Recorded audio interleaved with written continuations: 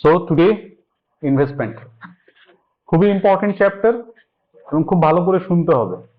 যদি কোথাও প্রবলেম থাকে দেন অ্যান্ড দেন আমাকে কোয়েশ্চেন করবে।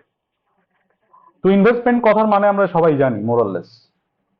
নর্মালি কি হয়, যে কোনো বিজনেসে যদি বিজনেসের কিছু সারপ্লাস মানি থেকে থাকে যেটা বিজনেসে প্রয়োজন হয় না, তো সারপ্লাস মানিটা বিজনেস যদি থেকে থাকে তাহলে সেটা তো ওভার ক্যাপিটালাইজেশন হয়ে যাবে, ক্যাপিটাল আইডেল পড়ে থাকবে।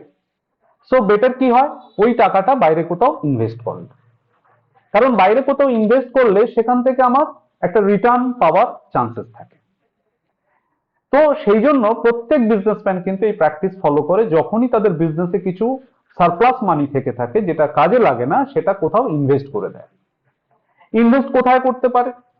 কোন একটা কোম্পানি অন্য একটা কোম্পানির শেয়ারে ইনভেস্ট করতে পারে, বা অন্য একটা কোম্পানির ডিবেঞ্চারে ইনভেস্ট করতে পারে, বা গভর্নমেন্ট বন্ডে ইনভেস্ট করতে পারে, বা কোনো রিয়েল এস্টেটে কোনো প্রপার্টি বাই করতে পারে, সেই প্রপার্টি রেন্টে দিতে পারে।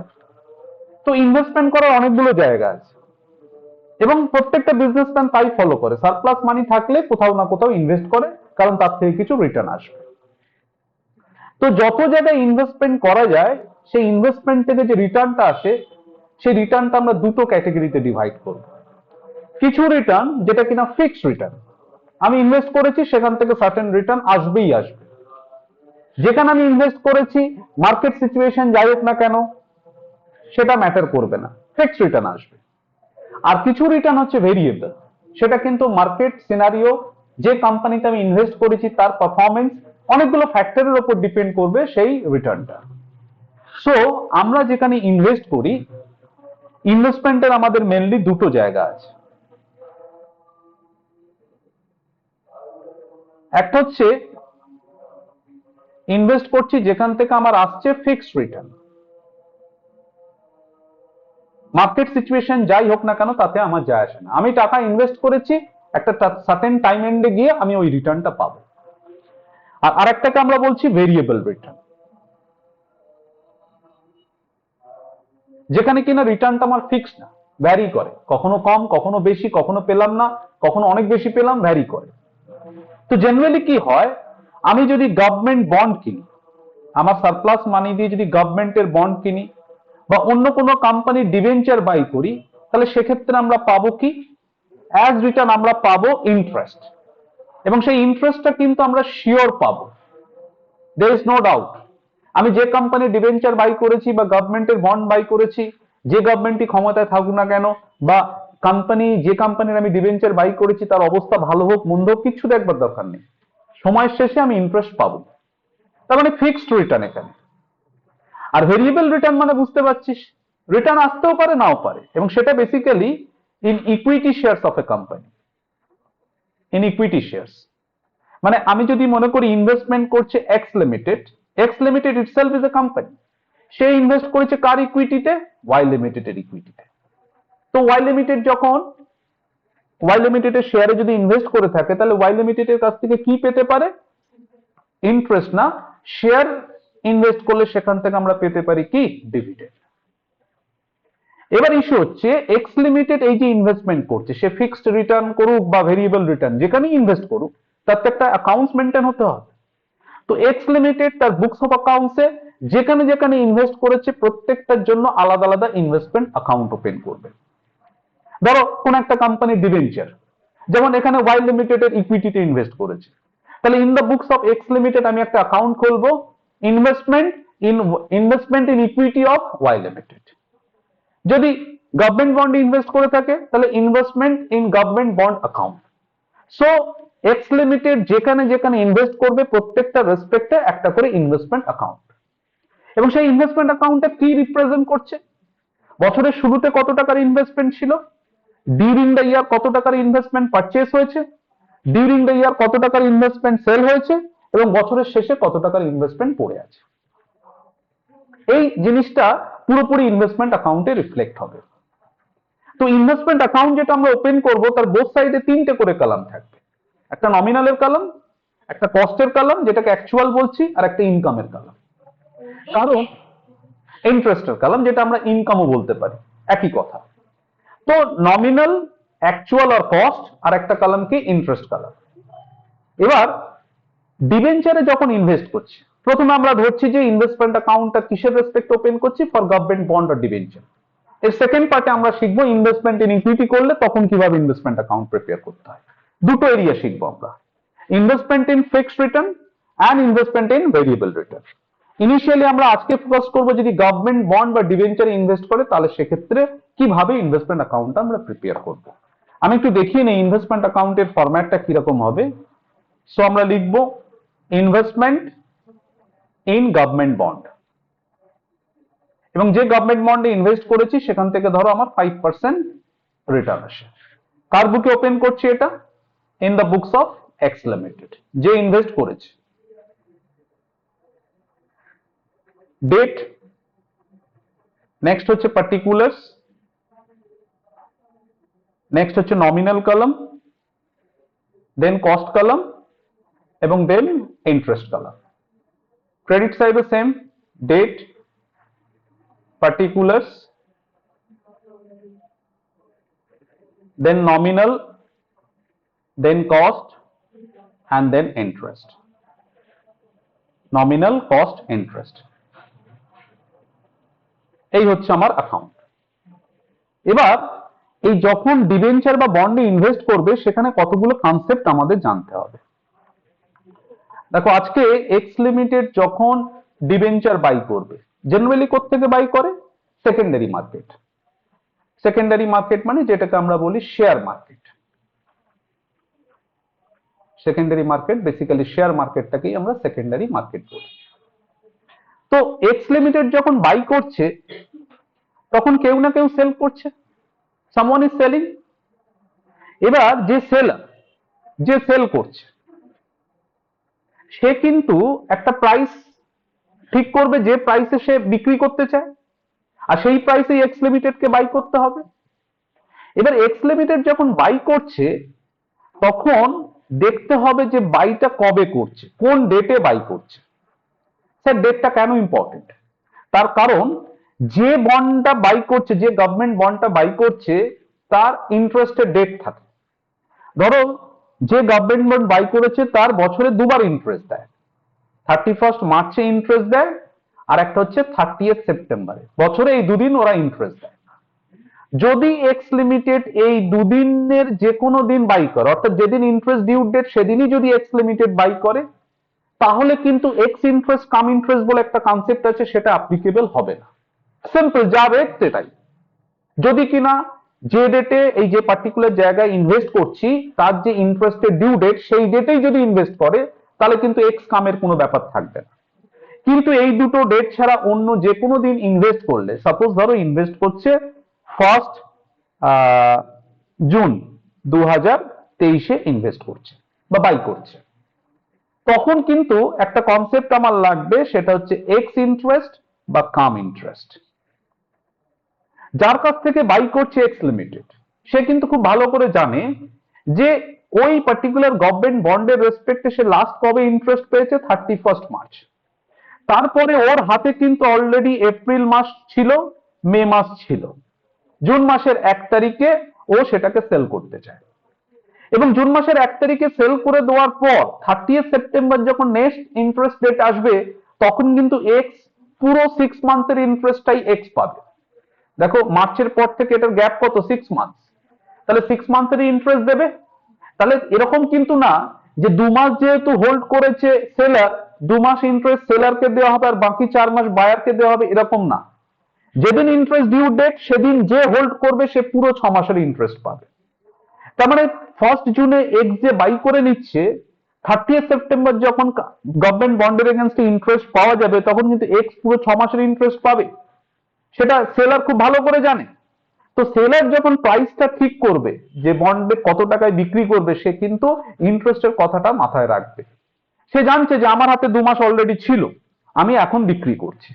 এবার সে যে প্রাইসটা ঠিক করবে, সেলার যে প্রাইসটা ঠিক করবে সেটা যদি বলে প্রাইসটা হচ্ছে x interest price, suppose x interest price বললো 97, তার মানে ইন্টারেস্ট ছাড়া 97, তার মানে গত 2 মাসের ইন্টারেস্টটা আলাদা করে এক্স কে পেমেন্ট করতে হবে, আর ডিবেঞ্চারের জন্য প্রত্যেক ডিবেঞ্চারের জন্য কত করে 97 রুপিস করে দিতে হবে, বা বন্ডের জন্য 97 রুপিস করে দিতে হবে। আর যদি বলে প্রাইসটা হচ্ছে কাম ইন্টারেস্ট প্রাইস, সাপোজ কাম ইন্টারেস্ট প্রাইস 99, তার মানে 99ই টোটাল, এর মধ্যে ইন্টারেস্ট ভ্যালু ঢুকে আছে, ইন্টারেস্টটাকে আলাদা করে নাও, তাহলে তুমি ডিবেঞ্চারের অরিজিনাল প্রাইসটা পাবে বা বন্ডের original price. So ex interest price মানে বুঝবো ওর মধ্যে ইন্টারেস্ট ঢুকে নেই, ইন্টারেস্ট আলাদা করে ক্যালকুলেট করতে হবে। আর কাম ইন্টারেস্ট প্রাইস মানে কি বুঝবো, ওর মধ্যে ইন্টারেস্ট ঢুকে আছে, ইন্টারেস্টটা বাদ দিয়ে আমায় করতে হবে। এবং এক্স ইন্টারেস্ট কাম ইন্টারেস্টের ব্যাপারটা তখনই ভাববো যদি কিনা যেখানে আমি ইনভেস্ট করছি তার যে ডিউ ডেট ইন্টারেস্টের, সেই ডেট ছাড়া অন্য কোনো ডেটে বাই করি, তবেই কিন্তু এক্স কামের ব্যাপারটা আসবে। ওকে, আরো একটা জিনিস বলি, যখন এক্স বাই করছে তখন কিন্তু বাই করতে গেলে আমাদের সেকেন্ডারি শেয়ার মার্কেট থেকে তার এমনি বাই করা যায় না, ব্রোকার থ্রু বাই করতে হয়। এবার যে ব্রোকার এক্স লিমিটেড কে বাই করতে হেল্প করছে তার একটা ব্রোকারের চার্জ আছে, এবং গভর্নমেন্টকে একটা ট্যাক্স দিতে হয় যেটার নাম হচ্ছে এসটিটি, সিকিউরিটি ট্রানজাকশন ট্যাক্স। ধরো ব্রোকারেজ, ব্রোকারেজ মানে হচ্ছে যেটা যে ব্রোকার থ্রু এক্স বাই করছে তাকে একটা টাকা দিতে হবে, এবং এসটিটি সিকিউরিটি ট্রানজাকশন ট্যাক্স একটা দিতে হবে। যেটা ব্রোকারেজ বা এসটিটি দিচ্ছে সেটা ডিবেঞ্চার পারচেজ প্রাইসের সাথে কি করব, অ্যাড করে নেব। কারণ আমি কিনছি, কেনবার সময় সেলারকে একটা প্রাইস দিতে হচ্ছে, আর যার ভাড়া আমি কিনছি তাকে একটা ব্রোকারেজ এবং গভর্নমেন্টকে একটা এসটিটি পে করতে হচ্ছে। তাহলে কেনবার সময় যা আমার ডিবেঞ্চারের দাম তার সাথে ব্রোকারেজ বা এসটিটি চার্জেস কি করব, অ্যাড করে নেব। অ্যাড করে যেটা হবে that will be my cost price. এবং এই ব্রোকারেজ এবং এসটিটি সবসময় কিন্তু কোটেড প্রাইসের উপর হবে। কোটেড প্রাইস মানে যে দামে আমি কিনছি, ধরো এক্স ইন্টারেস্ট প্রাইস মানে যে দাম তার উপরে হবে। যদি কাম ইন্টারেস্টও কিনি, কাম ইন্টারেস্ট প্রাইস যেটা আছে তার উপর কিন্তু ব্রোকারেজ বা এসটিটি চাপবে। কি বললাম, ব্রোকারেজে যদি পার্সেন্টেজ দেয়, সাপোজ 2% ব্রোকারেজ 1% এসটিটি, কার উপর মারবো, কোটেড প্রাইস। কোটেড প্রাইস মানে এক্স ইন্টারেস্টে যে প্রাইসটা বলবে সেটার উপর, কাম ইন্টারেস্টে যে প্রাইসটা বলবে সেটা, মানে যেটা মার্কেটে কোট হচ্ছে সেই প্রাইসের ওপরই কিন্তু ব্রোকারেজ বা এসটিটি। এবং মাথায় রাখবো যখন আমি ইনভেস্টমেন্ট বাই করব তখন ব্রোকারেজ বা এসটিটি চার্জ পারচেজ প্রাইসের সাথে ওটা অ্যাড হয়ে যাবে, that would be part of my cost. আবার এই ইনভেস্টমেন্ট, এই গভর্নমেন্ট বন্ড যখন আমি সেল করব, সেল করবার সময় কিন্তু ব্রোকারকে ব্রোকারেজ দিতে হবে, আবার এসটিটিও দিতে হবে গভর্নমেন্টকে। পারচেজ করবার সময় দেবো, আবার সেল করবার সময় দেবো। পারচেজ করবার সময় ব্রোকারেজ এবং এসটিটি কি করব, পারচেজ প্রাইসের সাথে অ্যাড করব, ওটা আমার কস্টকে বাড়িয়ে দেবে। আর যখন সেল করব তখন যত টাকা সেল করেছি তার থেকে ব্রোকারেজ এবং এসটিটি কি করব, মাইনাস করব।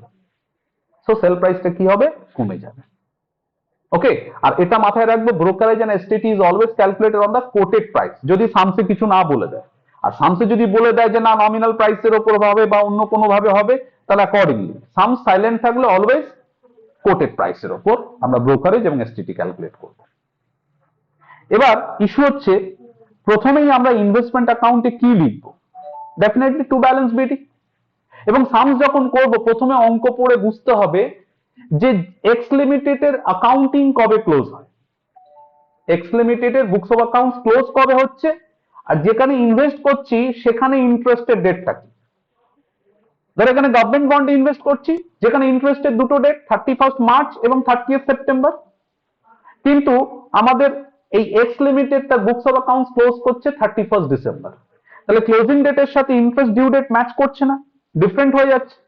তো যখন আমি 1 জানুয়ারি 2023-এ ওপেনিং ব্যালেন্স লিখবো ট্রু ব্যালেন্স বিডি, তখন মাথায় রাখতে হবে স্যার নমিনাল যেটা থাকবে সেটা লিখবো, যত টাকা আমার কাছে পড়ে আছে তার কস্ট লিখবো, এবং ইন্টারেস্ট কিন্তু একটা লিখতে হবে। স্যার ইন্টারেস্ট কত লিখবো, লাস্ট ইন্টারেস্টের ডেট কবে গেছে, আমি তো দাঁড়িয়ে আছি আজকে 1 জানুয়ারিতে, 30 সেপ্টেম্বর গেছে, অক্টোবর নভেম্বর ডিসেম্বর 3 মাসের অ্যাক্রুড ইন্টারেস্ট করতে হবে। তো এই ওপেনিং এ অ্যাক্রুড ইন্টারেস্টের ব্যাপারটা কখন আসবে, যখন আমার অ্যাকাউন্টিং ইয়ার এবং ইন্টারেস্টের ডিউ ডেট মিসম্যাচ করছে তখনই কিন্তু অ্যাক্রুড ইন্টারেস্ট আসবে। যদি এমন হতো আমি যে জায়গায় ইনভেস্ট করছি তারা বছরে দুবার ইন্টারেস্ট দেয়, 30 জুন এন্ড 31 ডিসেম্বর, তখন কিন্তু 1 জানুয়ারি যদি আমি ব্যালেন্স লিখতাম আমি শুধু লিখতাম to balance BD nominal and cost, ইন্টারেস্টের ঘরে ড্যাশ দিতাম, কারণ এক্ষেত্রে ইন্টারেস্টের ডিউ ডেট এবং অ্যাকাউন্টিং ইয়ার আমার সেম হয়ে যাচ্ছে। ডিফারেন্ট হলে তবেই ওপেনিং এ অ্যাক্রুড ইন্টারেস্ট আসবে, আর ওপেনিং এ অ্যাক্রুড আসবে মানে ক্লোজিং যখন করব তখনও অ্যাক্রুড আসবে। পারচেজ করছি, আচ্ছা 1 জুনে পারচেস করবার আগে নিশ্চয়ই 31 মার্চের ইন্টারেস্টের ডেট চলে আসবে। তখন ইন্টারেস্ট পেলে তখন আমরা কি এন্ট্রি করব? By bank. এবং ইন্টারেস্টটা শুধুমাত্র কোন কলামে লিখবো? ইন্টারেস্ট কলামে। এরপর 1 জুনে যখন পারচেস করছি আমরা কিভাবে দেখাবো? টু ব্যাংক বলে লিখবো। যত টাকা নমিনাল ভ্যালু পারচেস করছি সেটা দেখবো। এবার এক্স ইন্টারেস্ট না কাম ইন্টারেস্ট দেখবো। এক্স ইন্টারেস্ট হলে প্রাইসটা আলাদা করে, ইন্টারেস্টটা আলাদা করে। আর কাম ইন্টারেস্ট হলে ওর মধ্যে ইন্টারেস্টটাকে ঢুকে আছে আলাদা করে, কস্টটাকে কস্টের কলামে, ইন্টারেস্টটাকে ইন্টারেস্টের কলামে। আমি দেখাবো একটা সাম সলভ করে দেখাবো। আপাতত জানো পারচেস করলে টু ব্যাংক লিখতে হয়, নমিনালের ঘরে নমিনাল, কস্টের ঘরে কস্ট এবং ইন্টারেস্টে ইন্টারেস্ট। এরপর কি করব? যখন সেল হবে, ধরো 1 জুনের পর সেল হচ্ছে 30 জুন, সেল যখন করব তখন বাই ব্যাংক বলে আসবে। সেল করার সময় সেই একই কনসেপ্ট, এক্স ইন্টারেস্টে সেল করতে পারি বা কাম ইন্টারেস্টে। যতটা নমিনাল ভ্যালু সেটা নমিনালের কলামে লিখবো, কস্টেরটা কস্টের এবং ইন্টারেস্টটা ইন্টারেস্ট কলামে লিখবো।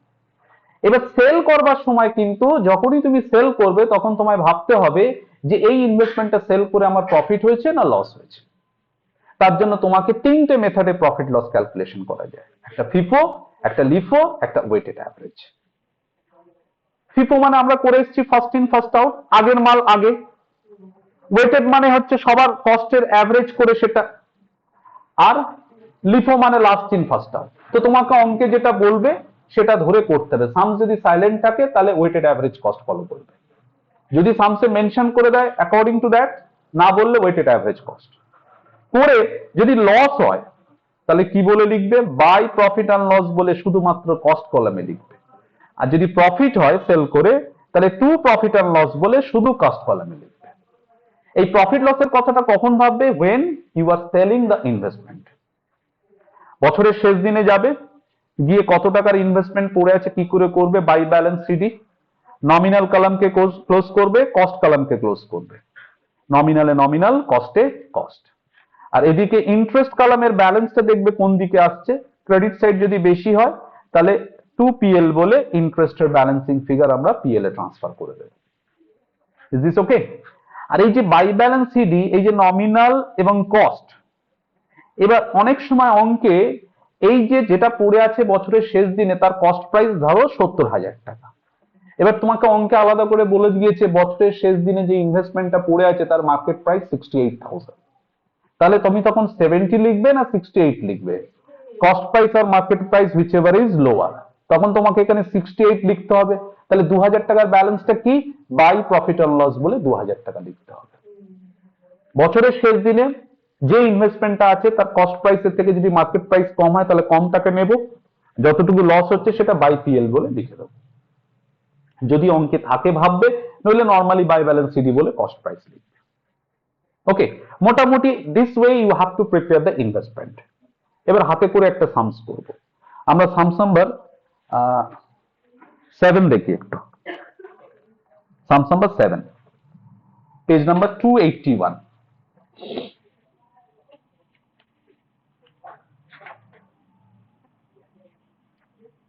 এখন করবে না, বুঝবে।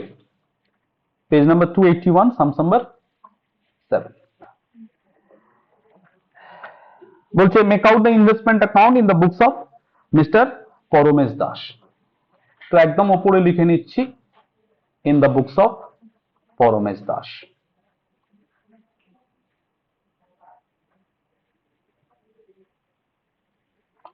কোথায় ইনভেস্ট করেছে?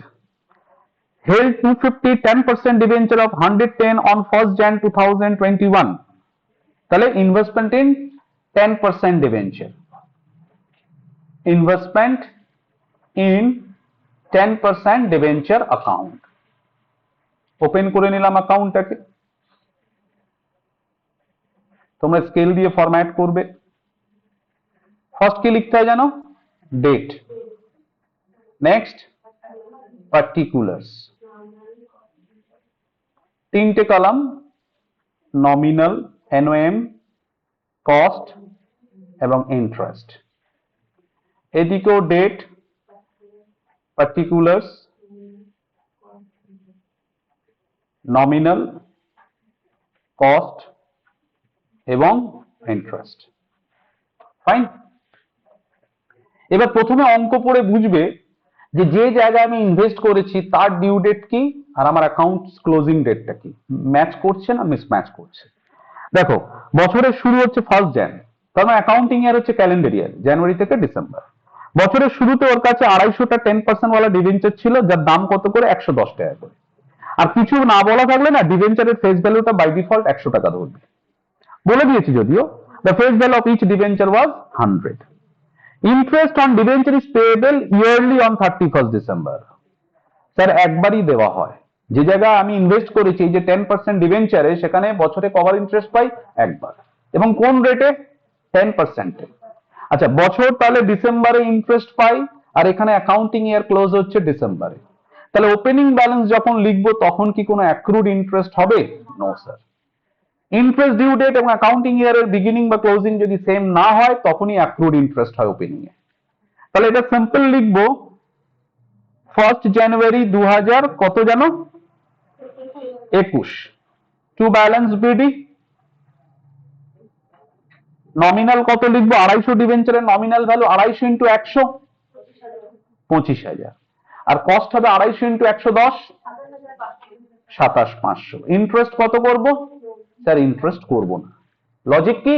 স্যার এখানে অ্যাক্রুড হওয়ার প্রশ্ন নেই, কারণ অ্যাকাউন্টিং এর জবে ক্লোজ হচ্ছে, interest due date same day, so no interest is due.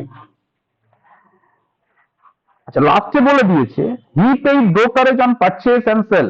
যখন পারচেজ করছে বা সেল করছে, ব্রোকারেজ দিচ্ছে 0.025 ফর আ রুপি।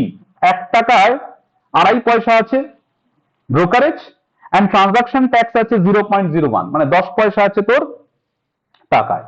কারণ টোটাল এই ব্রোকারেজ আর ট্রানজাকশন ট্যাক্স মিলিয়ে 0.025 প্লাস 0.01, 0.035, দুটোকে যোগ করলে 0.035। এবং আমি এক্ষুনি শেখালাম তোমাদের, যখন পারচেস করবে, যত টাকায় পারচেস করবে তার সাথে ব্রোকারেজ এবং ট্রানজাকশন ট্যাক্স যোগ করে নিতে। এটাকে এসটিটি বলে, সিকিউরিটি ট্রানজাকশন ট্যাক্স। যারা শেয়ার মার্কেটে ইনভেস্ট করে থাকো তারা দেখবে প্রত্যেকবার তুমি যখন শেয়ার কিনছো, there is STT, security transaction tax. যে কোনো লিস্টেড শেয়ার তুমি বাই করলে এসটিটি তোমায় পে করতে হবে। তাহলে এটা আমার যা কেনা দাম তার সাথে যোগ করে নিতে হবে। তো এখানে বলছে এরা প্রথম কিনেছে 1/4/21-এ, 400 ডিবেঞ্চার কিনেছে কাম ইন্টারেস্টে 108 টাকা দিয়ে। তাহলে আমি 1/4/21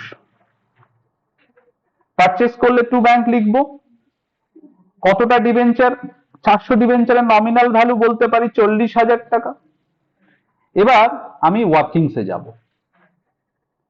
ওয়ার্কিংসে ডেটটা দেবো, কোন ডেটে ডেটা পারচেস, ওয়ার্কিং। আমি ডেট দিয়ে হেড করলাম 1/4/21। এখানে কি প্রাইস বলে দিয়েছে, কাম ইন্টারেস্ট প্রাইস।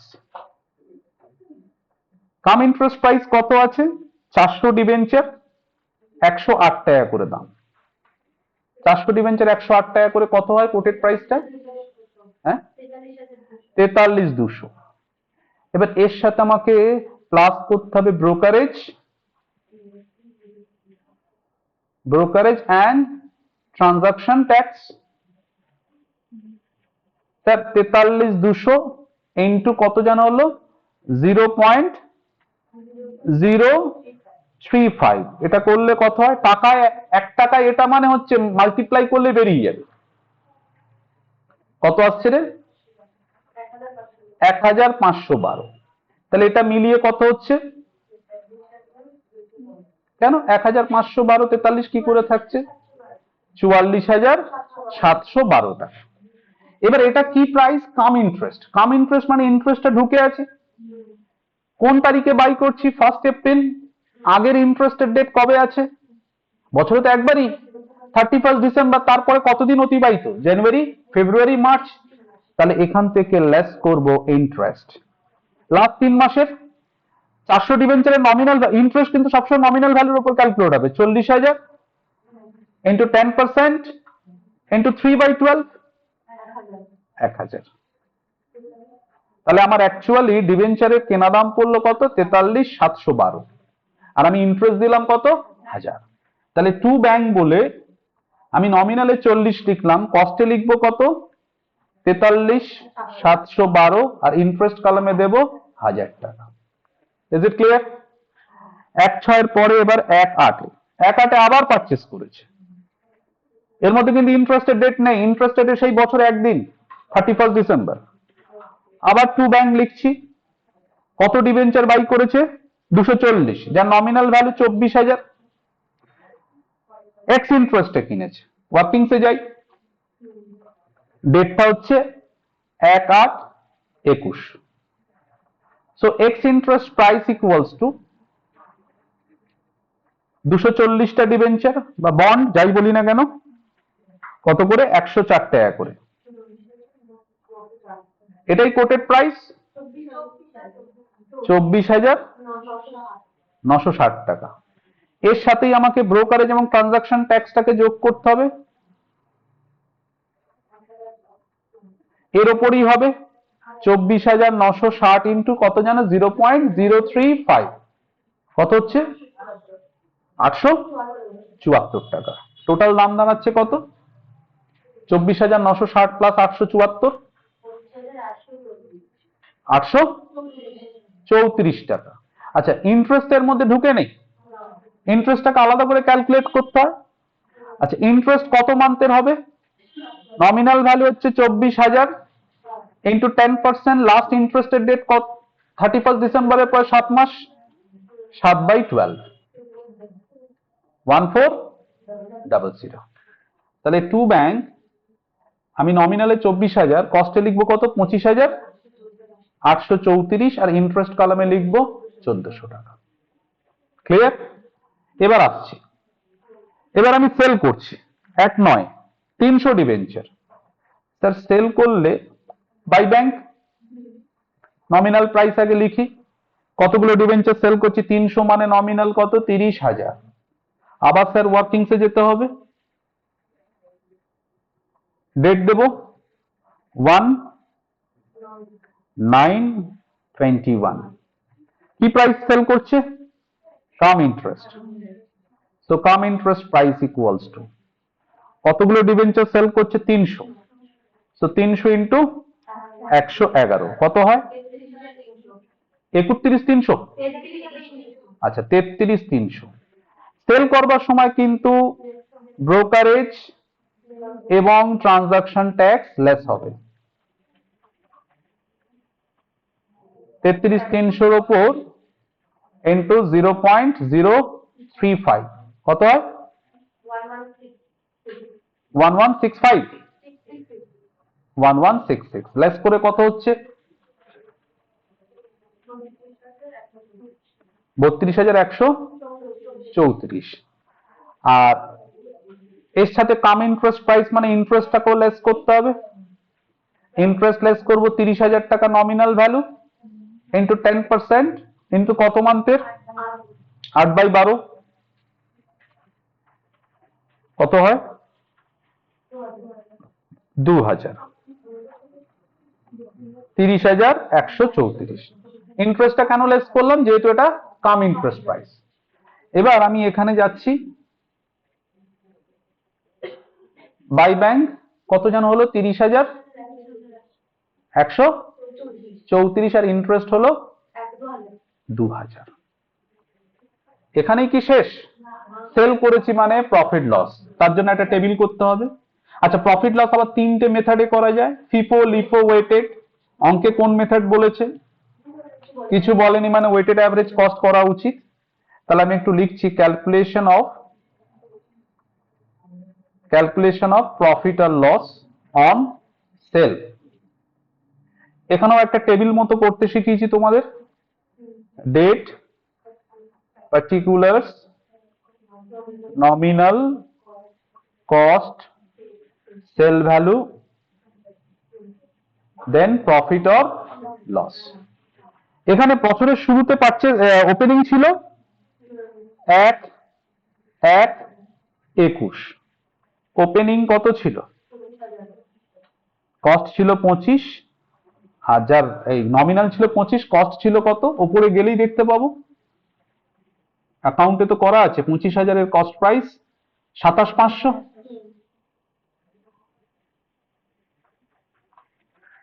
তো 25,000 এর কস্ট 27,500। তারপরের ডেট আমার পারচেস আছে 1/4/21 পারচেস করেছি, কত টাকার পারচেস ছিল? 400 ডিবেঞ্চার পারচেস ছিল যার নমিনাল ভ্যালু 40। আর একটা পারচেস ছিল 1/4 পরে 1/8, সেও তো পারচেস 24,000, কিন্তু কস্ট আমায় দেখতে হবে একটু উপরে।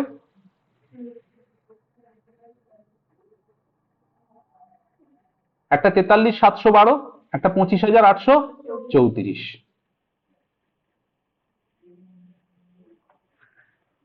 43,712 আর 25,834। তাহলে এই জায়গায় আমি বলতে পারি টোটাল নমিনালটা কর, টোটাল কস্ট কর। 25 প্লাস 40 প্লাস 24 কত হয়? হ্যাঁ, 89,000 নমিনাল ভ্যালু যখন, তখন টোটাল কস্ট কত? 27,500 প্লাস 43,712 প্লাস 25,834।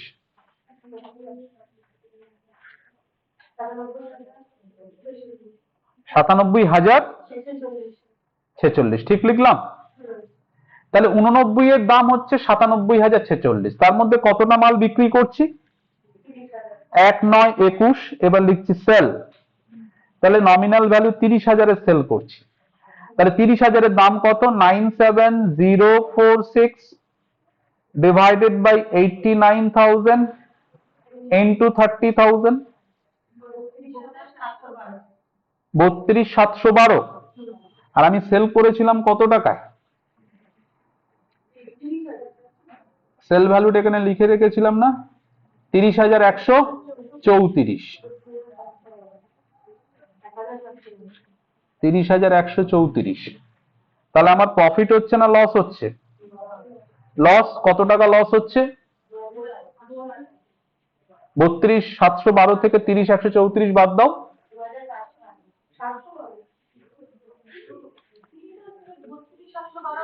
32,712 মাইনাস 30,134, 2,578, 2578। এটা কি?